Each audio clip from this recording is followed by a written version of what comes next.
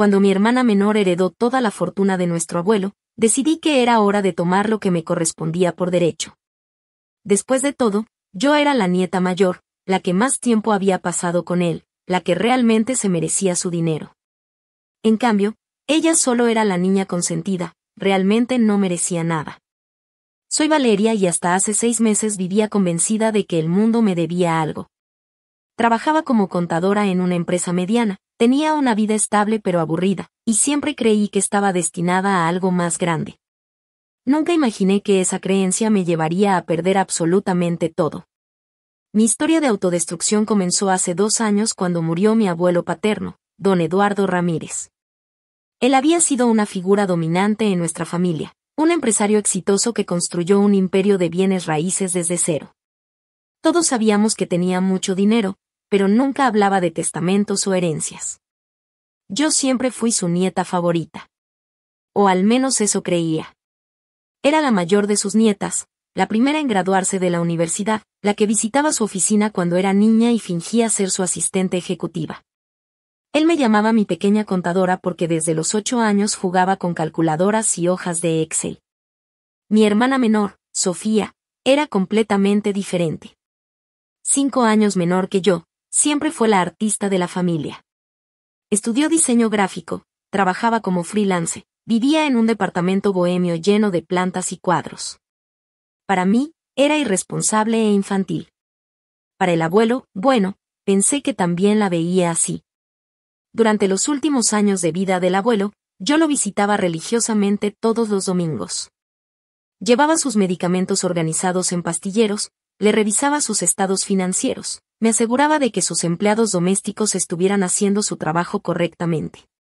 Era la nieta responsable, la que se preocupaba por él. Sofía, por el contrario, aparecía esporádicamente con flores del mercado, le leía poemas que había escrito, le mostraba sus últimos diseños.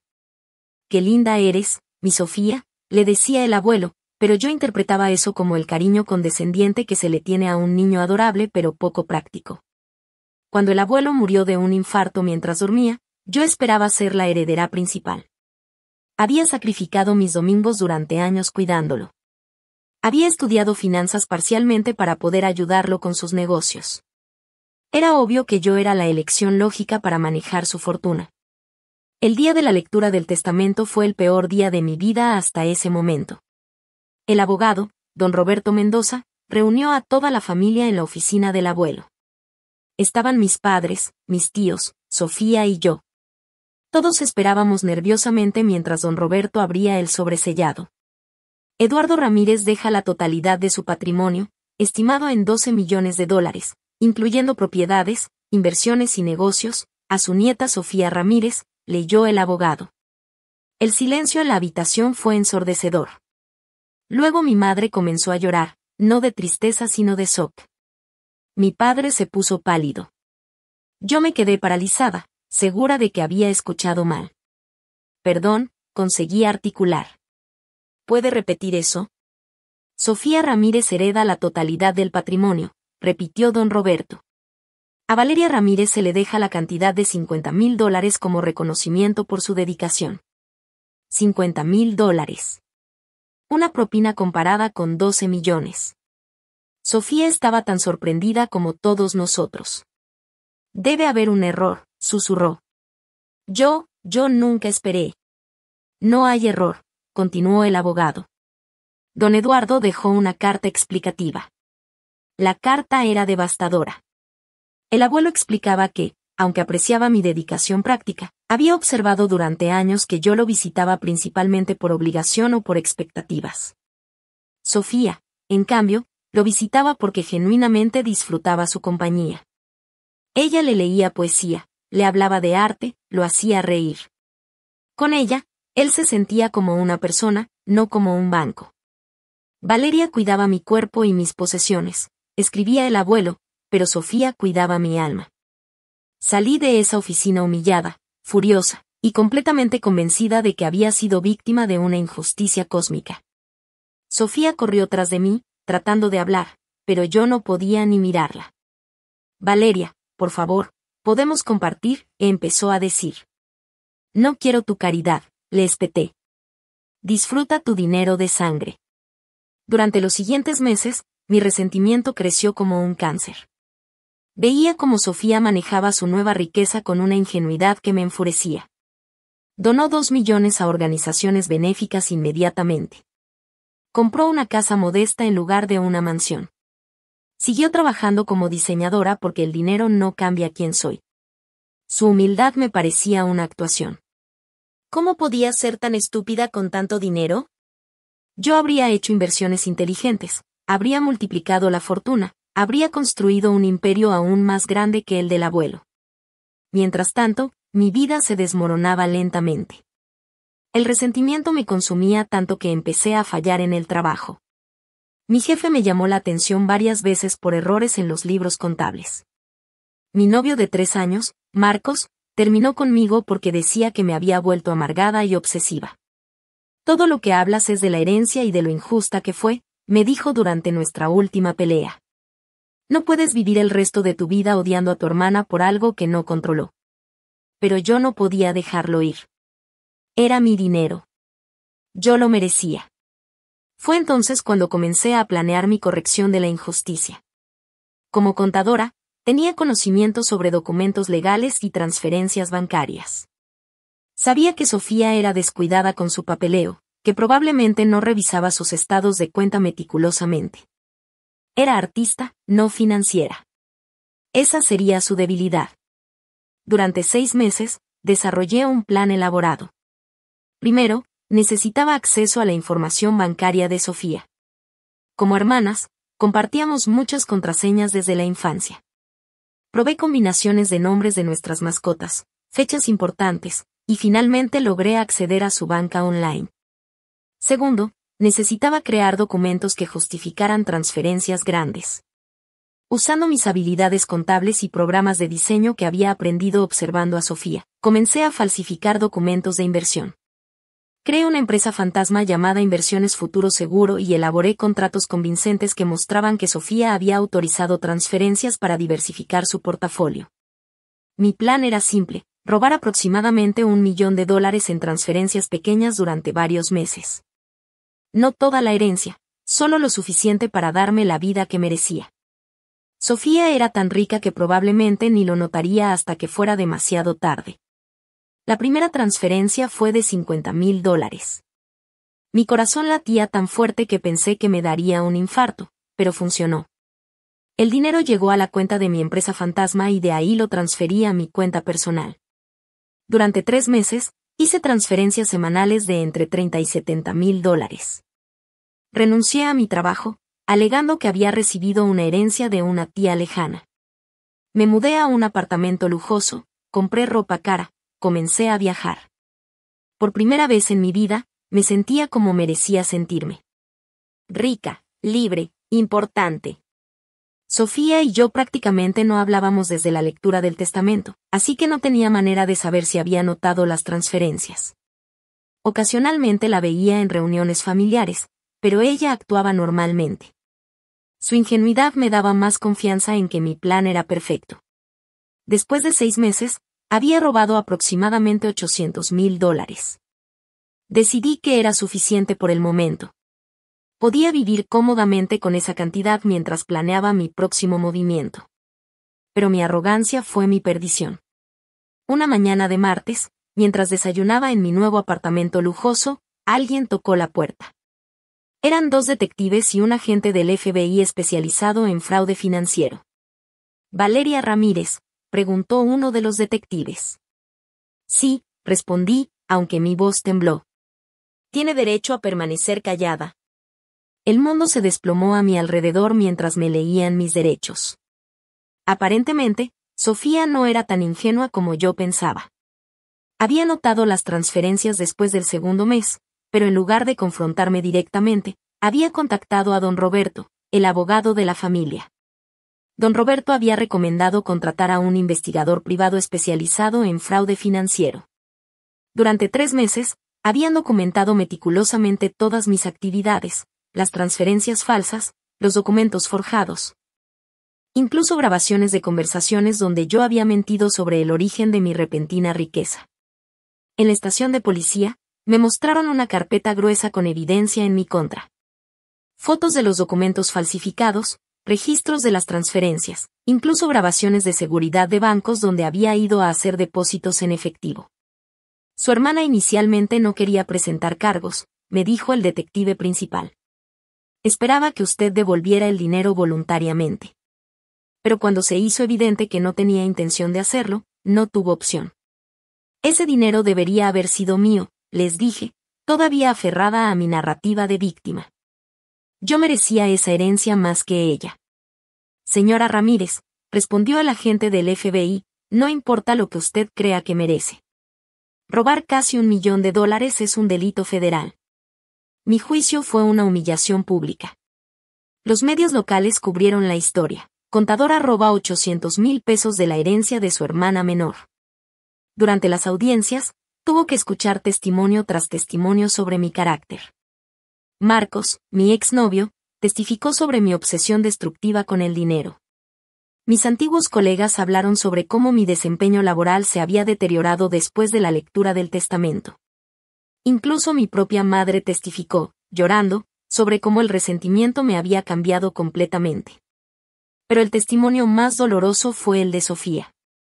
Amaba a mi hermana, dijo desde el estrado, con lágrimas en los ojos. Siempre la admiré por ser tan inteligente, tan organizada, tan exitosa. Cuando el abuelo me dejó la herencia, lo primero que quise hacer fue compartirla con ella. Pero ella no me dejó. Me odiaba tanto que ni siquiera me permitía intentar arreglar las cosas. ¿Por qué decidió presentar cargos?, preguntó el fiscal. Porque me di cuenta de que si no enfrentaba consecuencias por sus acciones, nunca pararía.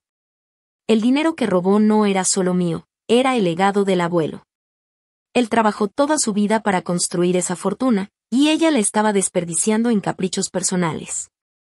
Mi abogado trató de argumentar que había actuado bajo estrés emocional, que la injusticia de la herencia había causado un colapso mental temporal. Pero la evidencia era demasiado abrumadora. Los $800,000 robados, los meses de planificación cuidadosa, los documentos meticulosamente falsificados, todo demostraba premeditación. Fui sentenciada a 5 años de prisión federal por fraude y falsificación de documentos. También tuve que pagar restitución completa, más intereses y multas, lo que significaba que debía aproximadamente $1.2 millones. La ironía fue cruel, había robado dinero para vivir como rica, y ahora debía más dinero del que había robado. Los primeros meses en prisión fueron los más duros de mi vida. No solo por las condiciones físicas, sino por la realización gradual de lo que había hecho. Rodeada de otras mujeres que habían tomado decisiones destructivas, comencé a ver mi historia desde una perspectiva diferente. Mi compañera de celda era una mujer llamada Carmen, de 45 años, que había estado en prisión por fraude de seguros. Una noche, después de que yo había pasado horas quejándome sobre la injusticia de mi situación, ella me interrumpió. ¿Sabes cuál es tu problema, Valeria?, me dijo. ¿Crees que el mundo te debe algo? ¿Crees que porque trabajaste duro o porque fuiste una buena nieta, automáticamente mereces lo que otros tienen? Pero yo merecía esa herencia más que Sofía, insistí. ¿Según quién?, replicó Carmen. ¿Según tú? El dinero era del abuelo. Él decidió dárselo a Sofía. Punto. Tu opinión sobre si fue justo o no es irrelevante. Pero yo sacrifiqué tanto por él. Y, me interrumpió. ¿Hiciste esos sacrificios porque querías a tu abuelo, o porque esperabas una recompensa? Porque por lo que me cuentas, parece que esperaba ser pagada por ser nieta. Esas palabras me mantuvieron despierta durante semanas. ¿Había amado realmente a mi abuelo, o solo había estado invirtiendo en mi futura herencia? Mientras más reflexionaba, más me daba cuenta de que Carmen tenía razón. Mis visitas dominicales al abuelo habían sido calculadas. Yo organizaba sus medicamentos porque quería demostrar que era responsable. Revisaba sus finanzas porque quería mostrar que podía manejar dinero. Todo había sido una performance para asegurar mi herencia. Sofía, en cambio, lo visitaba simplemente porque disfrutaba su compañía. Le leía poesía porque sabía que él amaba la literatura. Le mostraba sus diseños porque quería compartir su pasión con él. Su amor había sido genuino, no transaccional. El abuelo había visto la diferencia. Yo no. Durante mi segundo año en prisión, Sofía me visitó. Fue la primera vez que la veía desde el juicio, y me sorprendió ver lo mucho que había cambiado. Se veía más madura, más segura, pero también más triste.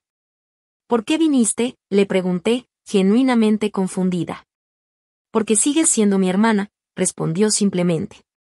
Y porque quiero entender por qué hiciste lo que hiciste.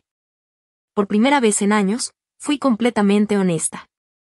Le conté sobre mis años de resentimiento, sobre cómo había interpretado las acciones del abuelo como una traición personal, sobre cómo la envidia había consumido mi vida hasta el punto de destruirla.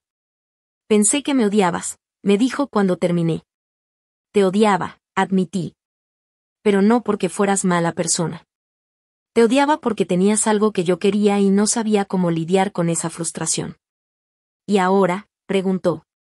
Ahora me doy cuenta de que el abuelo tomó la decisión correcta, dije, y por primera vez lo dije en serio. Tú lo amabas por quien era. Yo lo amaba por lo que podía darme.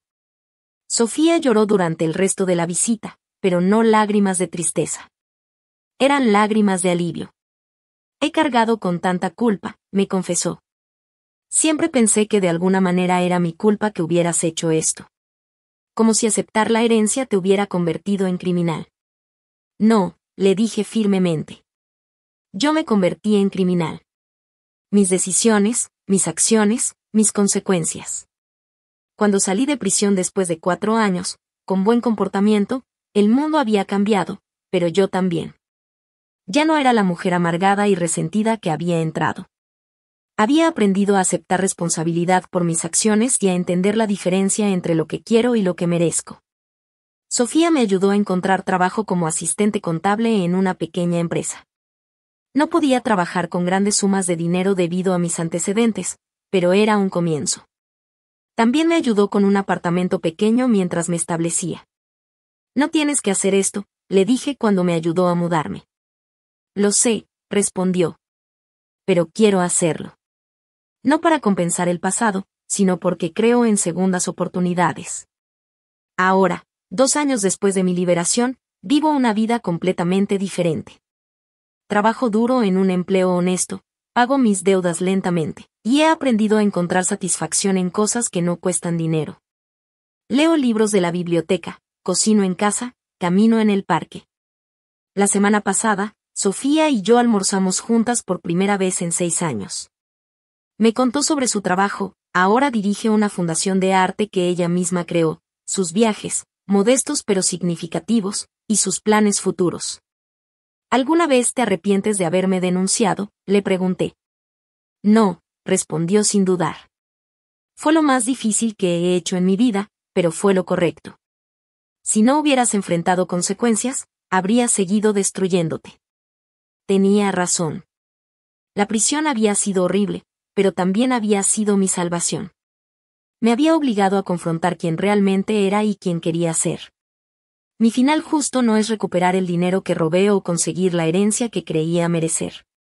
Mi final justo es aprender a vivir sin resentimiento, entender que lo que merezco es lo que gano honestamente, y reconstruir una relación con la hermana que casi perdí por mi propia avaricia.